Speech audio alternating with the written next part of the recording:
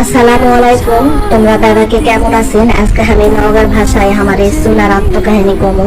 তোমরা সবাই আশা করি ভালোই আছেন। তাহলে চলো আমরা আর এই ভিডিওটা সবাই বেশি করে দেখো আর লাইক করো।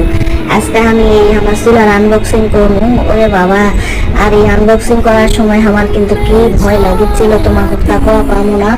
আর এই আনবক্সিং করার জন্য আমার তো হেল্পিং ভাব আছে, আমার স্বামী ধন কি সুন্দর করে এই সব কাজ করে দেয়। খাইলে মিস্ত্রি যেমন নাট বল্টু লাগাই সেরকম করে লাগাই দিচ্ছিল।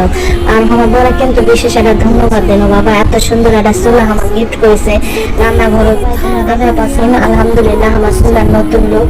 এটা হলো থ্রি বার্নার না কি কই, তিন দিকে চুলা দিয়ে আছে, ঝিক কই দেখান কেন অঞ্চলের ভাষায়। আমি এইরকম একটা বড় চুলা নেনো আর আমার মনটা খুশিতে ভরে গেছে। আল্লাহ যেন আমার এই চুলা ভালো ভালো রান্না করা শিখায় আর আমি যেন ভালো ভালো রান্না বাড়া করে